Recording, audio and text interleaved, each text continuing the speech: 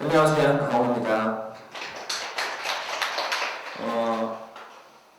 현명회를 이제 좀 많이 들어보셨을 것 같아서 현황에 대한 얘기는 간략하게만 하고 실제 이게 수업이 어떻게 돌아가는지 위주로 말씀을 드리도록 하겠습니다. 다 팜플렛이 나왔는데 저희가 팜플렛이 다음 주에 들어옵니다. 네. 영어는 과목이 이제 아예 바뀌어버려서 작년까지의 수능과 올해부터의 수능이 완전히 다릅니다. 그냥 시험 자체가 바뀌었기 때문에 저희가 작업을 다시 했거든요. 그래서 조금 깔끔하지 않더라도 그걸 봐주시고, 수업은 이제 저는 정기반이긴 하지만 수업을 이렇게 계속 이어가는 게 아니라 기간별로 다 끊어서 작업을 하고요. 그리고 평가원 시험이 끝나면 거기에 맞춰서 교재 분석과 콘텐츠가 새로 나옵니다. 일단은 겨울방학 8회고요. 목표는 짧은 시간 안에 안정적인 1등급을 뽑는 겁니다. 그래서 거기에 맞춰서 수업이 짜져 있고, 제 소개를 좀 간단하게 드리면 온라인은 이투스에서 수업을 하고 있습니다. 빠르게 그냥 넘어갈게요. 이투스에 수업을 하고 있고 19년부터 21년까지 영어 전체 1타입니다. 현장은 여기 2타, 그리고 앞에 2강, 중계, 분당 이렇게 하고 있는데, 수업을 현장에서 하고 있는 모든 학원은 전부 다 1타입니다. 기존에 1타가 있던 학원들도 대치도 제가 들어가고 3개월 만에 2타가 저로 바뀌었고 지금까지 1입니다. 점수가 그냥 정말 폭발적으로 오릅니다. 짧은 시간 안에 대치동에 원래 제가 3년 전에 들어왔는데 약간 보수적이잖아요. 그리고 기존 1타들이 잘 안 무너지는 곳이고 보통 그냥 관성이라고 하죠. 그대로 갑니다. 근데 들어온 지 3개월밖에 안 된 강사가 어떻게 1타가 됐니? 애들 제가 들어온 시기가 6월 평가원이거든요. 6평 끝나고 애들 시험 망하고 들어왔습니다.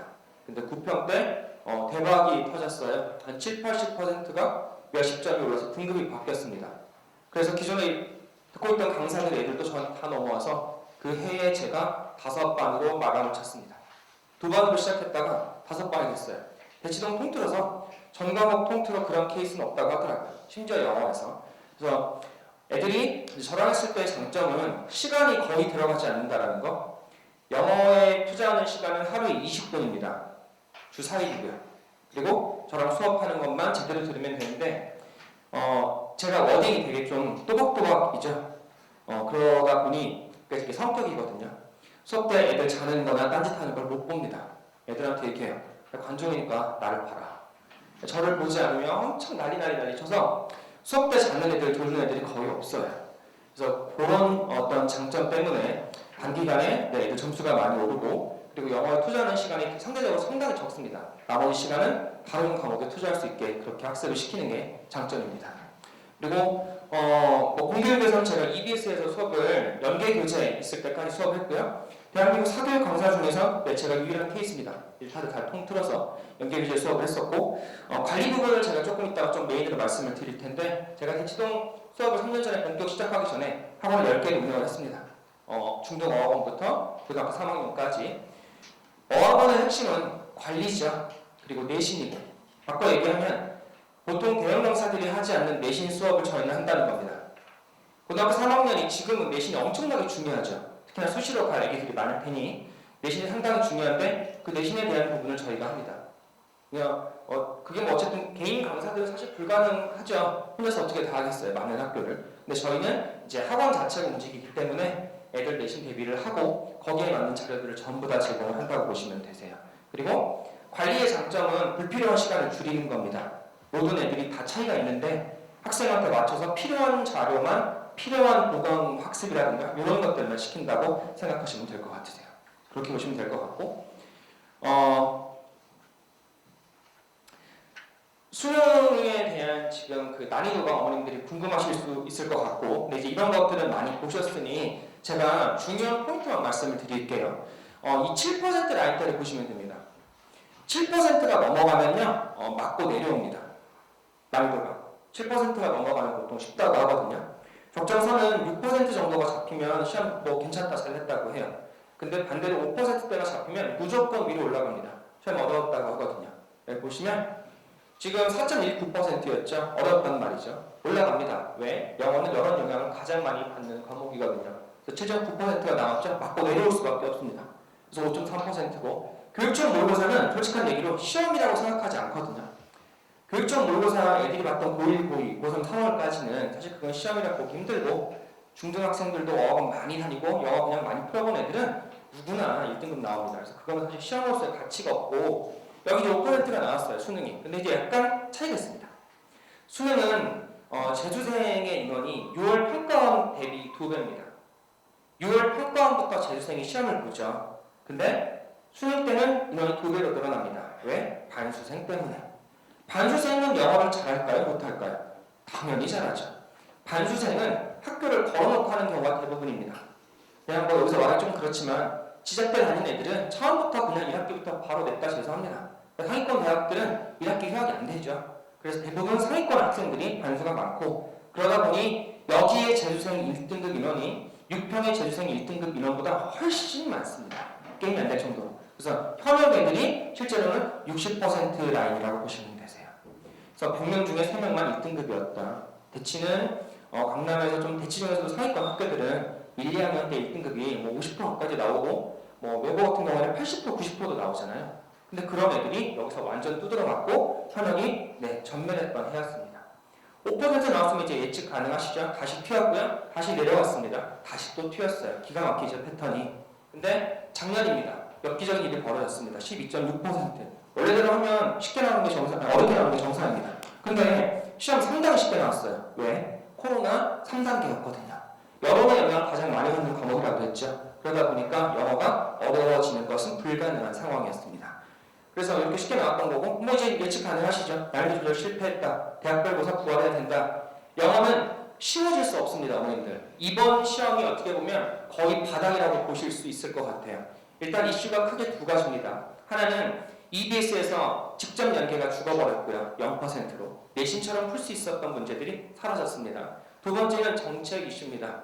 대학들이 영어 애들이 너무 못한다고 영어의 반영 비율 폭을 늘리기 시작했습니다. 연대는 2등급이면 원서 쓸 수 없다고 하죠. 근데 이번에 고대도 추가됐습니다. 2등급이면 원서 쓰기가 힘들어졌어요. 반영 폭을 늘렸거든요. 서울대도 약간이긴 하지만 늘렸고 그 밑에 대학들은 다 따라가고 있는 추세입니다. 심지어 정시인원이 늘어났죠. 그래서 전체 정책의 이슈랑 시험 자체의 이슈가 맞물려서 영어는 지금 시험보다 더 쉬워질 가능성은 거의 없다고 보는 게 중론입니다. 그래서 시험이 EBS가 죽는 순간 이렇게 바뀌었어요. 5% 내려갔고 쉽게 나와야 정상이지만 쉽게 나올 수가 없어요. 왜냐면 애들이 못하거든요. 영어를 지금은 안 했기 때문에. 애들은 영어 공부를 내신 공부 빼고는 해본 적이 없습니다. 고1, 고2 때는. 그래서 계속 애들이 이렇게 바닥을 긁고 있는 상황이고요. 이번에 만약에 7%대가 나오면 내년 시험은 자칫하면 헬이 될 수 있습니다. 올해 6% 초반 정도가 나와줘야지 비슷한 난이도가 유지가 될 거고 만약에 7%가 넘어가면 내년 수능 영어는 상당히 어려워질 거라고 예측할 수 있을 겁니다. 그렇게 보시면 될 것 같으세요. 그리고 이제 제가 여기 이렇게 표를 좀 정리해봤습니다. 정답률 낮은과 특혜를 정리했는데요. 다른 것 보실 필요 없고요. 여기서 지금 보면 유형이 상당히 중요합니다. 현재 어떤 트렌드로 교수님들이 문항 출제를 하니 여기서 24번하고 29번 이 두 문제를 빼고는 전부 다가 논리 파트로 문항이 몰빵되어 있습니다. 요즘 교수님들, 요즘 평가원의 트렌드는 학생들에 대한 평가를 애들이 감독회를 많이 하거든요.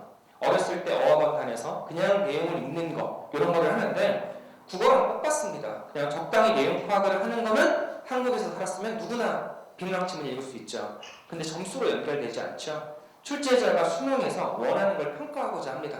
그게 지금은 현재 트렌드가 문장 삽입, 논리 파트고요. 왜 A, B, C니 A, C, B가 안 되고 빈칸 추론, 밑줄 문장도 빈칸 추론하고 똑같습니다. 빈칸 추론과 어휘와 밑줄 친 문장이 의미하는 바는 다 빈칸 포맷이라고 보거든요. 논리, 어휘, 논리, 여기도 문장 삽입, 논리, 빈칸 추론, 논리, 어휘, 논리. 대박이죠. 논리로 몰빵되어 있습니다. 이 트렌드는 내년까지는 절대로 안 바뀝니다. 보통은 트렌드가 한번 잡히면요 새로운 시험에서 3년이 유지가 됩니다. 제가 내년까지라고 말씀드리는 이유는 정권이 바뀌죠. 정권이 바뀌면 내용이 뭐 안 바뀔 수도 있겠네요. 네, 뭐 모르는 얘기니까. 근데 정권이 바뀐다고 하게 되면 수능이 제일 먼저 손질이 됩니다. 그래서 내년까지는 어쨌든 유지가 될 수밖에 없고 이 논리 파트 가지고 우리 애기들이 1등급이냐 아니면 정말 재수없이 89점 떠서 2등급이 뜨냐 이게 결정이 될 겁니다. 100점은 총 30점입니다. 엄청나죠? 논리 파트는 문항이 100점 30점이나 되기 때문에 요거를 잡는 애들은 사실 그냥 무조건 1등급입니다. 어떠한 경우에 시험에 아무리 늦게 나와도. 반대로 저 파트가 뚫리면 전 무조건 2 아니면 3등급이 나올 수밖에 없어요. 그래서 요게 상당히 중요하다는 거 이게 트렌드고. 두 번째는 여기 이제 정답률을 보시면 38번, 그 다음에 여기 21번, 그리고 32번 여기가 EBS 직접 연계였던 자리였습니다. 작년까지. 그리고 정답률은 70%가 넘게도 나왔었어요. 시간은 몇 분 걸리는데 EBS 직접 연계는 문제를 푸는데 걸리는 시간은 3초에서 10초 내외입니다. 왜냐하면 문제를 푸는 게 아니고 지문을 기억해서 그냥 답을 찾아내는 거거든요. 토시 하나 안 바뀌고 마침표 위치까지 똑같이 나오는 걸 보고 직접 연계라고 합니다. 그러니까 애들이 그 문제를 풀지 않아요. 풀면 완전 바보죠. 내신 공부를 했으면 그 지문에 토시 하나 안 바뀌고 똑같기 때문에 첫 줄 읽으면 답이 바로 나옵니다. 그러니까 보통 문제를 풀 때 첫 줄을 읽어요. 그리고 바로 선지 내려갑니다. 그래서 3초 컷이라고 해요. 정말 쓰레기죠. 이건 시험이 아니잖아요, 사실은. 그래서 엄청나게 욕을 많이 먹었습니다. 뉴스에도 나오고 이게 무슨 애들 학습이 되냐. 그래서 올해 전면 폐지가 된 겁니다. EBS 직접 연계가. 저도 이제 EBS 직접 연계 없어지고 나서는 네, EBS에다가 수업 안 한다고 했습니다. 의미가 없어졌거든요, 그게 자체가. 그래서 결론은 EBS는 직접 연계가 없어졌다. EBS 문항이 600문제거든요. 책이 총 3번이 나옵니다. EBS에서 수특, 영어 독해 연습, 수능 완성. 바꿔 얘기하면 그 600문제가 되는 문제들을 굳이 풀 필요가 현재는 없어졌습니다. 내년부터는. 물론 학원들이 보통 그걸로 풀어요. 교재를 지가 만들 수 있는 능력도 없고 시중에 있는 문제 중에서 그게 제일 좋으니까. 근데 굳이 무리하게 시간 많이 쏟아부어서 그거에 문매실 필요 없다는 겁니다. 그런 상황인 거고. 그리고 이제 EBS 연계가 풀리면서 정답률이 이렇게 헬이 됐죠. 찍어도 20%인데 25%, 28%, 32% 나왔습니다. 애들 입장에서는 어려운 문제가 대폭 늘어나는 거예요. EBS 직접 연계 고난도 문제가 몇 개였니? 7개. 근데 그 7개 중에 가서 저렇게 3개가 초고난도 문항으로 나옵니다. 그러니까 애들 입장에서는 쉬웠어야 되는 문제가 어려워진 겁니다. 3초 컷이었던 문제가 애들이 2분 30초를 쓰고도 문제를 풀 수 없는 형태로 바뀐 거예요. 그러면 두 가지 현상이 벌어지죠. 정리했습니다. 1번. EBS 직접 연계가 죽어버렸고 그러다 보면 당연히 어떻게 되죠? 주선할 수 있는 문제가 없어졌기 때문에 비연계에 대한 대비 학습이 늘어나야 되겠죠. 100점 20점이 넘으니까 7개였으면. 그래서 학습량이 당연히 증가해야 됩니다. 아니 시험 문제가 늘었는데 공부를 어떻게 안 해요? 당연히 더 해야죠. 너무 당연한 얘기고. 두 번째, 시간이 3초 컷이었던 문제가 이제 정상적으로 풀어야 돼요. 그래서 애들이 시간을 빠듯하게 풀었던 학생들은 수능에서 당연히 시간 부족한 현상이 생겼던 겁니다. 전년 대비 최소한 8분에서 9분이 모자랐다고 합니다. 시험이. 그러니까 우리 애기들이 고등학교 1, 2학년 모의고사에서 15분 정도가 남지 않으면 수능 때 시간 여유는 사실은 그렇게 없다고 보셔도 돼요. 고의 모의고사 정도를 푸는데 뭐 겨우 한 7, 8분 남았다? 그런 애들은 수능에서 거의 시간이 100% 부족한 게 정설입니다. 그렇게 보시면 될 것 같아서 학습량이 고난도 문항 위주로 늘어나야 되는 상황. 그리고 독해 속도가 느린 친구들은 그거에 대한 대비가 필요합니다. 세 번째는 단어랑 문장 호흡이 길어지고 있어요. 근데 여기는 괄목할 만한 그런 고난도는 없습니다. 코로나 때문에 쉬워졌던 게 다시 원상 회복하고 있는 정도고 막 엄청나게 어렵다 이런 건 없습니다. 사실 올해 수능이 되게 쉽거든요. 코로나 이전 시험들 기준으로 평난도밖에 안 돼요. 근데 애들이 그렇게 시험을 못 본 이유는 학습이 안 돼가지고 그런 겁니다. 애들이 못했다기보다는 코로나 때문에 공부를 안 했잖아요. 그냥 그 여파가 컸던 거고 시험은 사실은 그래서 지금이 최저 난이도라고 봅니다. EBS가 없어진 상황에서는 그렇게 보시면 될 것 같고 논리에 대한 문항 평가가 증가했기 때문에 저기에 대한 대비가 필요한 상황. 실제로 애들이 뭐 기출문제 풀어보고 모의고사 풀고 틀린 단어 외우고 문장 해석해보고 빈칸이 약하니까 빈칸 더 풀어보고 그런 학습 가지고는 점수가 절대 나오지 않는 구조입니다. 그렇게 보시면 될 것 같으세요. 제가 정리를 간단하게 해봤거든요. 공부를 해도 점수가 나오지 않는 케이스들이 있죠. 그리고 주변에 보면 애들이 우리 애는 열심히 하는데 왜 점수가 안 오르지? 이유가 있죠. 이런 케이스입니다. 1번 첫 번째 애들이 영어를 공부했다고 얘기를 해요. 수능을 공부한 게 아니라 내신 공부를 열심히 한다고 해서 토플 점수가 나오지 않잖아요. 너무 당연한 얘기 아닙니까? 토익 공부를 정말 열심히 했어요. 토플 잘 보나요? 전혀 다른 시험이거든요. 사실은 영어라고 해도. 근데 대부분 애들이 나는 살다 왔어. 나는 어학원 때 뭐 정말 빡세게 해서 하위권 반이었어. 그게 무슨 상관이냐는 거죠. 국어 시험 한국말 얼마나 잘하는데 점수는 왜 안 나오냐. 그거랑 똑같은 거거든요. 그래서 애들이 보통 점수가 평가원 빼 깨지는 애들은 자기가 영어를 많이 했다. 나는 외국에서 살다 왔기 때문에 영어를 잘할 수밖에 없다. 라는 착각을 하는 친구들이 많고 점수가 이제 어쨌든 막판에도 많이 오르는 애들은 수능에서 평가하는 학습을 한다는 거. 두 번째, 공부를 나름대로 하는데 점수가 안 나오는 애들이 있어요. 되게 안타깝죠. 2번 케이스가. 문제를 풉니다. 틀린 거 단어를 찾아요. 해석 안 되는 것도 해석해봐. 대단하죠. 심지어 하나 더 나가서 어떤 애들은 내가 선생님 빈칸이 약해요. 그러면 학교 선생님들이 추천을 해주죠. 기출문제지 있는 거 뭐가 있어. 거기 빈칸 풀어봐. 그럼 지가 빈칸 열심히 풀어봐요. 안타깝지만 평가원에서 점수가 오르지 않습니다. 평가원은 문제가 항상 새로 만들어지죠. 교육적 모의고사는 점수가 오릅니다. 왜냐면 문제는 발췌거든요. 기존에 있던 패턴의 문항들을 계속 끌어나갔습니다. 그래서 많이 풀면 점수가 올라요. 평가원은 사고를 평가하는 거기 때문에 그런 식으로 접근해도 죽어도 점수가 오르지 않습니다. 그래서 시간 대비 왜 나는 수능의 점수가 안 나오지? 왜 나는 목표의 점수가 안 나오지? 그런 애들이 있거든요. 재수생들도 보면 그런 케이스가 대부분 이런 식으로 공부하는 애들입니다. 상당히 잘못된 방법이죠. 그래서 수능에서 평가하는 것에 대한 원칙과 개념을 학습해야 된다. 그럼 두 번째, 공부하는 양을 보면 애들이 남들 학습하는 양을 따라갑니다. 기출을 얼마큼 풀었어. 수특이 나왔으니까 수특을 끝내야 돼. 근데 그거 의미 없어요.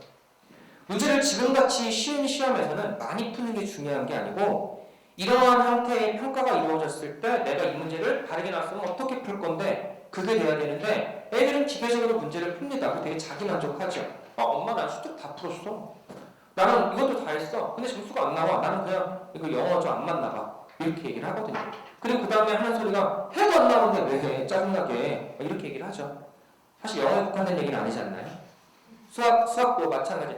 해도 안 나오니까 안 해. 이게 되게 악순환 반복인데 공부 방법이 잘못된 겁니다. 못하는 애들은 이유가 있는 거죠. 실제로 요즘 수능은 멍청해서 애들이 공부를 못한다? 저는 그런 거는 잘 못 본 것 같아요. 멍청해서 못한다고. 그거는 좀 아닌 것 같아요.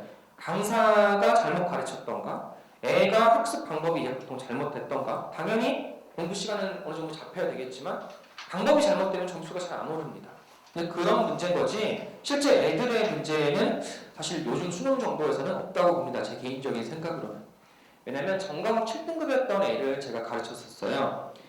좀 친한 친구 이제 동생이어가지고 다 가르친 건 아니고 영어를 이제 저랑 했고 수학이랑 이제 탐구를 계속 가르치면서 체크를 했던 친구가 있어요. 근데 그 친구가 한 과목 빼고 다 2등급이 나왔습니다. 그래서 고대를 갔어요. 작년에. 고대가 좀 희한한 얘기긴 하지만 제가 처음 만났던 여자친구도 서울여대 다니던 친구가 있었어요. 근데 이제 쪽팔리더라고요. 만나기.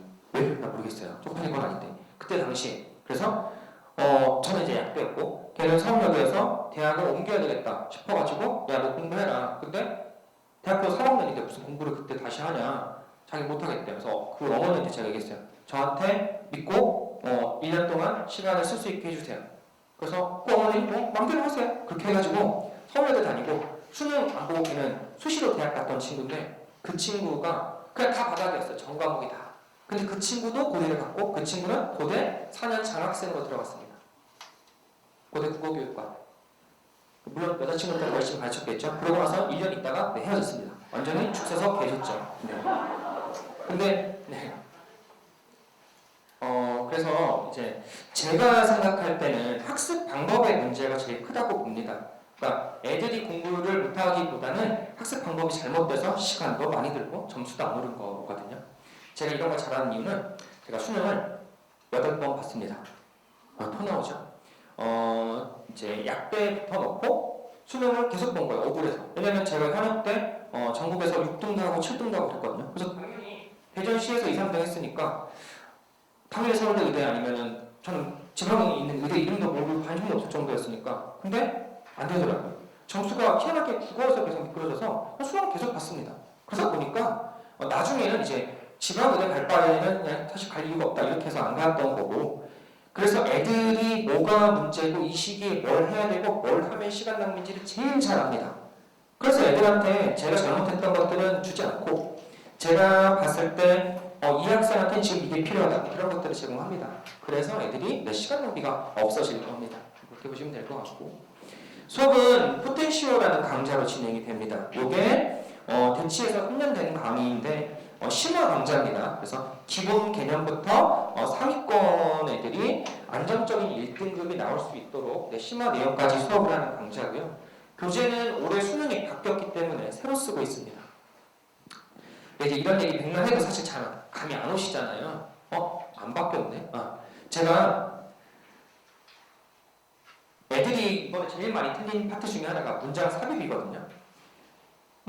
수업을 실제로 하는 교재를 일부러 끌고 왔습니다. 이제 어떻게 저는 수업을 하냐면, 보통은 이렇게 막 해석을 하고 문제를 풀고 뭐 이때 강조가 어쩌고 저쩌고 뭐 이건 빈칸 비행 이렇게 얘기를 하는데, 그게 아니고 문장 삽입은 출제하는 사람들이 평가하고자 하는 게 딱 두 가지밖에 없습니다. 근데 지금 제가 다 평가 문제를 이제 보여드릴 텐데, 이 문제를 어머님들이 눈으로 보고 답을 낼 수 있도록 제가 한 5분 정도 개념을 말씀을 드릴 거거든요. 수업이 다른 강사들 수업하는 거랑 조금 다릅니다. 이제 철저하게 교수님들 입장에서 보는 거예요. 문장 삽입이라는 걸 애들이 요즘에 엄청 어려워하고, 최근에 고난도 트렌드가 문장 삽입에서 계속 나옵니다. 근데 쟤는 평가하는 게 딱 두 가지밖에 없어요. 첫 번째는 수능 출제 매뉴얼 중에서 일관성에 대한 평가를 합니다. 두 번째는 논리적인 단서를 읽어낼 수 있는지 시그널에 대한 평가를 합니다. 두 가지를 물어보거든요. 이걸 물어보기 때문에 얘를 충족시키는 지문을 고릅니다. 아무거나 지문을 고르지 않아요. 근데 애들이 그냥 지문을 그냥 읽어요. 진짜 답답한 거죠. 일관성에 대한 평가는 두 가지로 나뉘는데, 하나는 소재의 일관성, 다른 하나는 판단의 일관성. 이 두 가지만 평가합니다. 예외는 없나요? 네, 없습니다. 역대수는 100%입니다. 모든 문항이. 일관성에 대한 평가는 딱 두 가지만 되는데, 제가 지금 이렇게 샘플을 보여드리고 바로 저기 평가 문제를 풀어보겠습니다. 수능 기출 문제를. 교수님들이 지문을 선택을 할 때 소재 일관성을 평가하겠다라는 건 어떤 지문을 고르냐면, 이게 원칙이 있어요. 만약에 딸기에 대한 이야기를 해요. 그러면 일관된다면, 어려운 말이 아니고 일관된다면 딸기 얘기를 쭉 해야 되잖아요. 그쵸? 근데 만약에 중간에 바나나 얘기를 했어요. 그럼 일관되지 못하잖아요. 밑에 갔더니 또 바나나 얘기를 해요. 이런 지문을 고릅니다. 그냥 내는 게 아니라. 왜? 이유가 있죠. 교수들이 가장 싫어하는 건 복답입니다. 이번에 소송 엄청 지금 들어가는 거 아시죠? 뭐 이거 잘못됐다. 근데 교수가 자기 이름 갖고 문제를 내는데 고딩한테 소송 당하면, 심지어 지면 그거 진짜 개망신이 죽어야죠, 사실. 근데 그런 거를 제일 두려워하시기 때문에 복답 소지를 누구나 봐도 50만 수험생들 누가 봐도 정답 정해져 있어야 돼요. 한번 볼까요? 여기가 1번입니다. 여기가 2번 자리, 여기가 3번이고요. 여기 4번이고요. 여기가 5번이에요. 정답은 어디일까요? 정답은 100% 이 자리입니다. 정해져 있어요. 왜 이런 질문을 고르는데, 여기 볼게요. 학생들이 생각하는 거랑 달라요. 읽어보면 흐름상 적절한 거 보통 찾거든요. 근데 그렇게 푸는 게 아니라는 거죠. 아니 무슨 삐 오는 걸 답으로 누가 찾겠어요. 시험 문제를. 그렇게 안 됩니다. 딸기가 만약에 딸기면 이어진 문장은 1번 되려면 당연히 여기 딸기, 이 문장을 받으려면 뒤에도 딸기가 나와야 되겠죠. 너무 당연한 거 아닌가요? 그러면 이 소재가 여기에 들어가도 정답이 안 되는 이유가 없죠. 딸기니까 딸기 들어갔을 때 이상한 거 없잖아요. 이걸 보고 일관성이라고 합니다. 답에 논리적인 근거를 찾아야 되는데 읽고 내용을 갖다 붙여요. 그러니까 못 풀지. 어려운 문제는. 얘는 특이하죠. 왜요? 딸기를 받으려면 딸기가 나와야 되는데 이 바나나를 받으려면 중간에 다른 논리적인 근거가 필요합니다. 하지만 바나나도 괜찮아. 그러면 딸기랑 바나나가 동시에 존재하는 자리는 여기밖에 없잖아요. 여기는 바나나죠. 안 써도 되죠? 그래서 정답 3번입니다. 그럼 하나 더 볼까요? 판단. 이게 이제 끝이에요. 판단은 어떻게 되는데, 딸기라는 소재를 처음부터 끝까지 얘기하는 거예요. 근데 이거 좋다고 얘기했어요. 하지만 나쁜 면도 있대요. 부정적인 면도. 정답 어디예요? 여기입니다. 이런 질문을 처음부터 셀렉을 합니다. 그래서 논리적인 근거가 분명한 질문들을 가지고 시험 출제를 해요. 볼까요? 끝난 거예요. 개념 설명이. 그래서 이렇게 개념 설명을 하고, 물론 뭐 다 설명한 건 아니지만 이렇게 출제 원칙에 대해서 배웁니다. 막 문장을 읽고 해석하고 그런 저급한 독해를 하는 게 아니라 수능에서 실제 교수님들이 평가하는 거에 대한 출제 원칙을 애들이 이해할 수 있게 쉽게 풀어줍니다. 그렇게 수업을 하는 거고, 여기는 이제 올해 교재다 보니까 올해 수능에 출제 예상 가능한 포맷을 제가 써놨습니다. 그래서 그거에 대한 교재를 만드는 거예요. 올해 요거대로 그대로 출제가 됐습니다. 실제 시험이. 제가 문제를 기출 문제를 한번 같이 보겠습니다. 이거 되게 쉬워요. 한번 볼게요. 보기 문장이거든요. 답이 기가 막히게 20초면 나옵니다. however라고 나왔어요. 그러나 하면 내용이 앞에랑 달라져야 되죠. 두 가지만 따지는 겁니다. 이걸 멍청하게 내용 해석이 완벽하게 안 돼. 애들이 막 이러거든요. 그게 아니에요. Younger customer 주어네요. 어린 애들은, 어린 고객들은 has many limitation 많은 한계점을 갖고 있대. 와 대박 이렇게 나온 거예요. 눈치 빠른 어머님들은 벌써 눈치 채셨겠지만 그러나 젊은 애들은 영한 애들은 한계가 있습니다. 요거죠. 그러면 외우는 게 아니라 한번 생각해보세요. 앞에 말이랑 이거랑 다르잖아요. 이걸 주장한 거잖아요. 야 앞에 뭐라고 떠드는지 모르겠지만 하지만 젊은 애들은 한계가 있다니까? 그럼 밑에는 뭐가 나올까요? 젊은 애들의 한계점에 대한 이 주장에 대한 근거가 나오겠죠. 그러면 보겠습니다. 봤더니 제가 이제 표시를 했어요. 소재랑 판단의 일관성을 물어본다고 그랬죠. 교수님들은 절대로 감으로 문제를 내지 않습니다. 그러면 여기 봤더니 mature age customer 나이 드신 분들이네요. 제가 찾는 애 안 나왔잖아요. 저는 어린애 문제가 있다. 그걸 찾아야 되고 그 다음 문장도 therefore 그러므로 했으니까 앞에 내용 그대로 연결돼야 됩니다. 맞죠? 대박. mature age customer는요 소재 그대로 이어지고 있어요. 답은 죽어도 안 된다는 거죠. 딸기니까. 그 다음 3번 similar 유사하게도 유사하다고 했으니까 앞에 거랑 같아야 돼요. 근데 여기 또 mature age가 나왔네요. 그러니까 그대로 연결되네요. 3번 치는 사람 또 외계인이죠. 넘어가겠습니다. 4번 therefore 그러므로 했으니까 앞에 문장이랑 얘랑 같아야 돼요. 답 나왔습니다. 뭐래요? 여기 봤더니 얘네들은 choice for younger cost segment only when it is linked to business or personal purposes 이렇게 나오면 소재가 어떻게 바뀌었어요? 나이 드신 분 딸기 근데 그러므로 해놓고서는 갑자기 바나나가 나왔어요. 연결이 되나요? 앞에 문장이랑? 안 되죠. 바나나가 나오려면 바나나가 나올 수 있는 단서가 있어야 됩니다. 젊은 애들에 대한 이야기. 그러니까 그 얘기를 쳐주려면 정답은 4번밖에 안 되는 거죠. 끝났네요. 네, 끝난 겁니다. 이렇게 하나가 끝났고 평가 문제가. 그 다음 다른 문제인데 얘는 이번에는 1번 문제가 제가 방금 보여드린 게 뭐냐면 소재의 일관성을 평가한 겁니다. 지금 보여드린 문제는 다 하려고 하는 거예요. 지금 보여드린 문제는 수능에서 판단을 평가할 때 어떤 지문을 고르는지. 요건 이제 끝입니다. 이렇게 하면. 자연을 보는 것은 다른 행위입니다.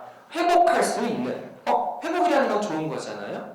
그리고 자연을 보는 건 회복의 다른 행동이래요. 그럼 앞에는 뭔가 회복할 수 있는 행동이 이미 있었고 그거 말고 자연을 보는 것으로서 또 회복할 수 있다. 이렇게 나온 거네요. 그럼 질문을 보겠습니다. 앞에 시간 없으니까 The best way, 최선의 방법 To restore, 나왔네요. Restore, 그러면 회복하다니까 회복할 수 있는 최선의 방법은 뭐냐면 is to give it a rest, 쉬는 거래요. 방법이 하나 나왔네요. 방금 저희가 본 거는 여기 이렇게 나왔잖아요. 왜 안 넘어가? 배터리가 다 됐나 보네.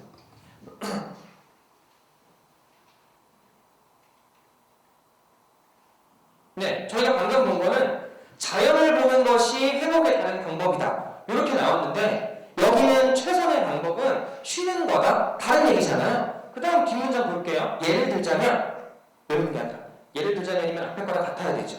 예를 들었으니까 여기서 뭐라고 하냐면 사람들 어떤 사람이냐면 commute along scenic roads 통근을 한대요.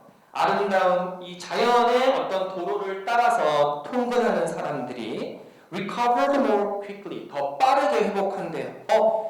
아름다운 경관을 따라서 이동을 하는 사람들이 빠르게 회복한대요. 바로 앞에는 지금 뭐라고 그랬어요? 쉬는 게 좋아. 근데 여기는 뭐래요? 예를 들자면 경치가 좋은 곳을 따라서 이동하는 애들이 회복이 잘 돼. 다른 얘기하고 있죠? 얘랑 지금 다르잖아요. 그리고 저희가 아까 봤던 거는 뭐죠? 자연을 보는 게 다른 회복하는 방법이야. 그러면 이거에 대한 뭐가 되는 거예요? 예를 들자면 통근을 하더라도 출퇴근을 하더라도 이쁜 도로, 자연이 있는 도로를 따라다니면 회복이 잘 돼. 그러니까 정답은 몇 번이 되는 겁니까? 3번이 되는 거죠. 그렇죠? 바로 나오잖아요. 그러니까 답의 근거가 정확하게 제시가 됩니다. 여기는 첫 번째 좋은 방법은 쉬는 거야. 근데 뒤에 갑자기 여기서 예를 들어놓고서는 아름다운 경치를 많이 보는 게 좋아. 소재가 바뀌어버렸습니다. 판단이 바뀌었다고요. 그러니까 정답은 3번 이렇게 만들어진 거예요. 보통은 문장 삽입이나 순서 배열 애들이 틀리는 이유는 읽어보면은 3번도 맞는 것 같고 2번도 맞는 것 같고 순서 배열도 A, B, C 답 내놓고 A, C, B도 되는 것 같다고 애들이 생각을 하죠. 왜? 그냥 해석해서 자기 그 베이비 잉글리시 하던 걸로 내용을 때려 맞추니까 그런 겁니다. 근데 출제자들은 저렇게 답의 단서를 명확하게 제시를 합니다. 저래야지 복답 소지가 없고 평가하고자 하는 게 분명하게 떨어지거든요. 그래서 실제 이제 이런 식으로 애들한테 수업을 진행을 해요. 그래서 물론 지금 큰 틀만 한 거지만 예를 보고 논리라고 합니다. 그래서 이걸 수능의 논리라고 하는 거고 문장을 해석한다거나 단어를 외우게 한다거나 그런 것들은 이제 추가적으로 더 진행을 하는 거고 수업에서 어쨌든 핵심 뼈대는 고등학교 3학년 애들은 이런 수능형 개념에 대한 학습이 필요해서 겨울방학 8회 동안 전 영역, 전 문항의 유형에 대해서 이렇게 개념 학습을 한다고 보시면 되세요. 네, 이렇게 보시면 될 것 같고 수업은 교재 안에서 강좌 하나로 끝나는 게 목표다 보니 교재 안에 이렇게 주관식으로 개념을 정리할 수 있게 단답형 테스트를 만들어놨고 애들한테 필기를 보통 남학생들은 지가 써놓고 한 30분 지나면 뭔 소리인지 기억을 못하잖아요. 그래서 필기 노트를 따로 제공을 합니다. 수업 자체는 이렇게 구성이 되어 있습니다. 20분 과제를 하는 것 주 4회. 그래서 시간을 줄이고 학생들 개인 약점을 채우는 게 목표입니다. 보통 일반적인 단과 수업하고 가장 큰 차이점은 대학생 알바가 관리하는 게 아니라 저는 이제 아까 제가 학원 운영했다고 했잖아요. 직원들이 학생을 직접 관리합니다. 그래서 애들한테 필요한 자료들만 배포가 되는 거고 애들한테 필요한 관리가 진행되는 게 제일 큰 장점이라고 보시면 되세요. 그래서 시간이 영어 학습해야 되는 시간이 아주 상당히 극단적으로 줄어들게 되는 겁니다. 애들 관리는 이런 식으로 진행이 됩니다. 이제 애들 테스트를 통해서 들어오면 첫 주차에 테스트를 보거든요. 전 영역에 대해서. 그래서 취약한 부분들 체크하고 강점이 되는 거 체크해서 거기에 맞춰서 시간 배분이 되고 자료가 개인이 다 따로따로 제공이 됩니다. 네, 그래서 그렇게 보시면 될 것 같으세요. 실제로 애들한테 진행되는 과제나 추가적인 보강 수업이나 이런 것들도 다 다르게 관리가 나갑니다. 수업 포맷은 이렇습니다. 입시를 하면 개념 학습을 하는 기간 안에는 전주에 배웠던 개념을 5분 간답식으로 테스트를 봅니다. 그래서 그 개념만 애들이 기억을 해도 실제 평가하는 원칙은 다 흡수가 되는 거고요. 수업이 끝나고 나면 그날 배운 거에 대한 당일 개념 테스트 5분을 봅니다.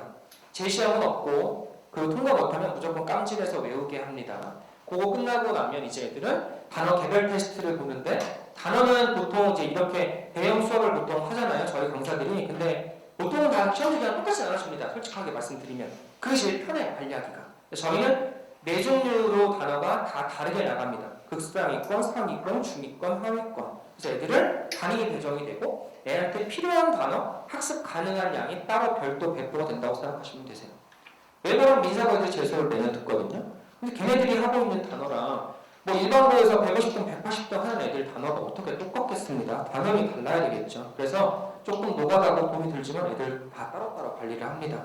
그래서 그렇게 보시면 될 것 같고 이건 시험 끝나고 애들 연락 온 건데 점수 20점 오르고 30점 오르고 40점 오르고 1등급 찍고 이렇게 점수가 좀 올랐습니다. 수업은 밑학은 일요일날이고요. 낮 2시부터 5시까지고 다른 곳은 대치는 2강원에서 목토를 하거든요. 수업 내용은 다 똑같고요. 진도도 동일합니다. 그래서 보강이 필요하시면 왔다 갔다 하시면 되실 것 같으세요. 영어는 제가 수업하고 있는 학원들은 제가 가장 빨리 마감이 됩니다. 그리고 일단 저희의 1차적인 목표는 3월 모의고사 점수를 압도적으로 끌어올리는 거고요. 그 점수 올려놓은 거 가지고 6월 평가원 때도 다른 애들 장담하는데 100% 깨집니다. 안 깨질 수가 없어요. 현재 구조가. 6평 100% 애들 다 깨지는 모습이 보이실 텐데 저희 애들은 무조건 점수 꼭대기 상태로 유지시키던가 더 점프를 시키겠습니다. 그래서 다음에는 결과 가지고 인사드리도록 하겠습니다. 감사합니다.